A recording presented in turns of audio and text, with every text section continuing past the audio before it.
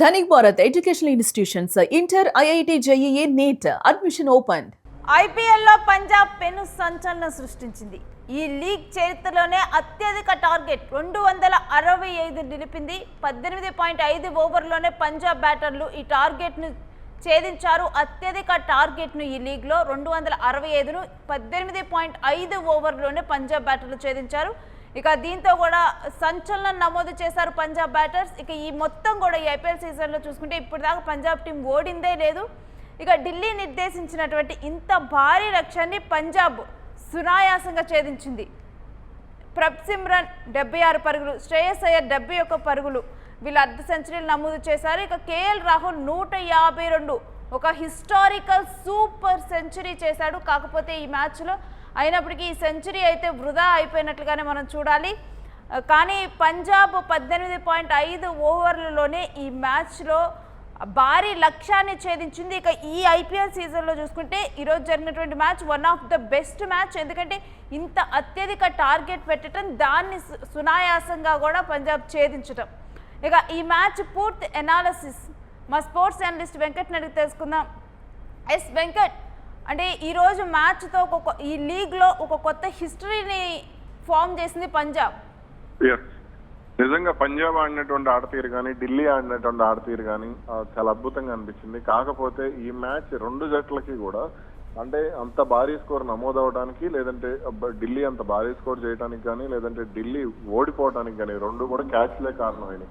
2 క్యాచ్లే ఢిల్లీకి భారీ స్కోర్ ఇచ్చింది. 2 క్యాచ్లు ఢిల్లీని ఓడించినాయి. మా ఫస్ట్ ఇన్నింగ్స్ లో ఢిల్లీ బ్యాటింగ్ చేసే సమయంలో కేఎల్ రాహుల్ క్యాచ్ లో శశాంక్ 18 పరుగుల వద్ద 12 పరుగుల వద్ద శశాంక్ సింగ్ వదిలేయటం, ఆ తర్వాత మళ్ళీ 51 పరుగుల వద్ద విజయ్ కుమార్ వైశాఖ్ వదిలేయటం, ఈ రెండు కూడా అక్కడ ఢిల్లీకి ప్లస్ అయినాయి. ఢిల్లీ భారీ స్కోర్ చేసింది. కేఎల్ రాహుల్ ఫస్ట్ ఇండియన్ గా 150 స్కోర్ చేసినటువంటి ఇండియన్ ప్లేయర్ గా చరిత్ర సృష్టించడం జరిగింది. అదే విధంగా ఇక ఆ తర్వాత ఇప్పుడు పంజాబ్ బ్యాటింగ్ విషయానికి వస్తే అటు లుంగిసాన్ ఎంగిడికి గాయపడటం, అతను క్యాచ్ మిస్ అవటం, అది వాళ్ళకి చాలా వరకు ప్లస్ అయింది. ఆ క్యాచ్ కూడా మిస్ అయింది. అదే విధంగా ఆ తర్వాత ముఖేష్ కుమార్ పట్టినటువంటి క్యాచ్ కూడా ఢిల్లీకి మైనస్ అయినటువంటి పరిస్థితి. అతను బౌండరీ లైన్ తగలటం ఎంత కూడా మైనస్ అయింది. అలాగే ఆ తర్వాత కరుణ్ నాయర్ వదిలేసినటువంటి 2 క్యాచ్లు, ఆ క్యాచ్లు కనుక ఢిల్లీ పట్టుకుని ఉంటే 4 క్యాచ్లు మొత్తం ఢిల్లీ కనుక పట్టుకుని ఉంటే ఖచ్చితంగా ఢిల్లీదే మ్యాచ్ అని చెప్పుకోవచ్చు. ఎందుకంటే అటు ఓపెనర్లు ప్రభ్సిమ్రాన్ సింగ్ కానీ, ప్రియాంశ్ ఆర్య కానీ వీళ్ళిద్దరూ ఆడినటువంటి భారీ ఇన్నింగ్సే ఆల్మోస్ట్ పంజాబ్ కి గెలుపును డిక్లేర్ చేసినటువంటి పరిస్థితి ఉంది. వాళ్ళ 4 ఓవర్లోనే దాదాపు 80 పరుగులు చేశారు. పవర్ ప్లేలో రికార్డ్ స్థాయిలో 116 పరుగులు 6 ఓవర్లకు చేయడం జరిగింది.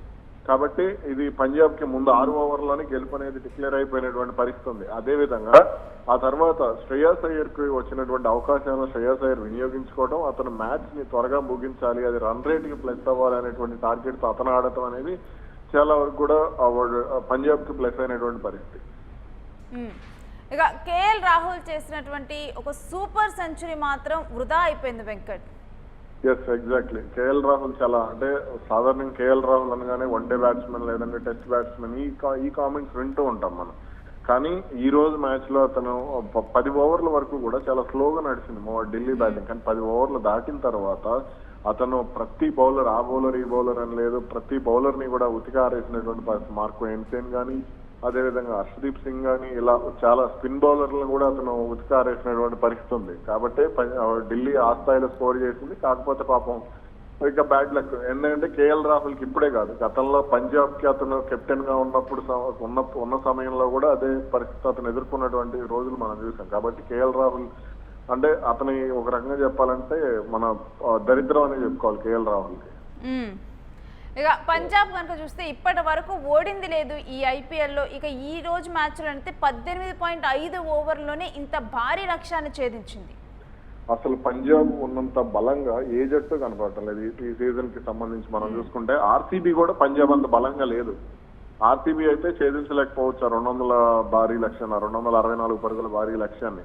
ఇది అంటే శ్రేయస్ అయ్యర్ నాయకత్వంలో వాళ్ళ బ్యాటింగ్ ఆర్డర్ మనం ప్రతిసారి కూడా ఇక్కడ మనం అసలు మెయిన్ విషయం మాట్లాడుకోవాలి. చాలా వరకు కూడా ఓపెనింగ్ పేరు అనగానే చాలా వరకు అభిషేక్ శర్మ లేదంటే ఇతను వీళ్ళ గురించి అభిషేక్ శర్మ కానీ, ట్రావిస్ హెడ్ కానీ, అలాగే అటు రాజస్థాన్కి సంబంధించి వైభవ్ సూర్యవంశీ, యశస్వి జైస్వాల్ వీళ్ళ గురించి మాట్లాడుకుంటూ ఉంటాం. కానీ వీళ్ళ కంటే కూడా అత్యంత భయంకరమైనటువంటి ఓపెనర్లు ప్రబ్ సిమ్రాన్ సింగ్ అలాగే ప్రియాంశ్ ఆర్య. వీళ్ళు పంజాబ్ కి లాస్ట్ సీజన్ కానీ అంతకు ముందు సీజన్ నుంచి కానీ అత్యంత విధ్వంసకరమైనటువంటి బ్యాట్స్మెన్. వీళ్ళు పిచ్ కనుక కొంత బ్యాటింగ్ కి సహకరిస్తుంది అని వాళ్ళకి కాస్త క్లారిటీ ఉన్నా సరే విరుచుకు పడిపోతూ ఉంటారు. అది ఈ రోజు స్పష్టమైనటువంటి ఉదాహరణ. అదే విధంగా మిడిల్ ఆర్డర్ కి సంబంధించి కూడా ఈ రోజు చూస్తే ఓపెనర్లు అవుట్ అయిన తర్వాత నిహాల్ వదేరా కానీ అతను ఒకటే కోపర్ ఒకటే ఆడలేదు. మిగిలిన వాళ్ళందరూ కూడా శ్రేయాస్ అయ్యర్ కానీ వీళ్ళందరూ కూడా చాలా అద్భుతంగా రాణించారు. ఎక్కడా కూడా ఢిల్లీ బౌలర్లకు అవకాశం ఇవ్వలేదు. అది చాలా వరకు వాళ్ళకి అడ్వాంటేజ్.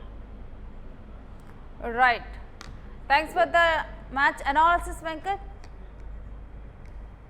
ఇక ఇవాళ మ్యాచ్లో పంజాబ్ దుమ్ము దులిపేసింది. ఢిల్లీ కనుక కొన్ని క్యాచ్లు కనుక మిస్ అవ్వకుండా ఉండుంటే కనుక డెఫినెట్గా కూడా ఢిల్లీది విజయం సొంతమయ్యేది. కానీ కొన్ని వాటిలోనే ఇప్పుడు మ్యాచ్ చేంజ్ అయిపోయింది. కానీ పంజాబ్ ఇప్పటి నుంచి చూస్తే ఈ సీజన్లో అత్యంత బలమైన జట్టు ఏదైనా ఉందంటే అది పంజాబ్గానే కనిపిస్తూ ఉంది. ఇక ఈ మ్యాచ్లో ఇంత 265 ఒక భారీ టార్గెట్ను కూడా 18.5 ఓవర్లోనే పంజాబ్ బ్యాటర్లు ఛేదించడం జరిగింది. ఇక జట్టు బలం ఎంత బాగుంది అనేది కూడా ఇక్కడ మనకు అర్థమైపోతుంది.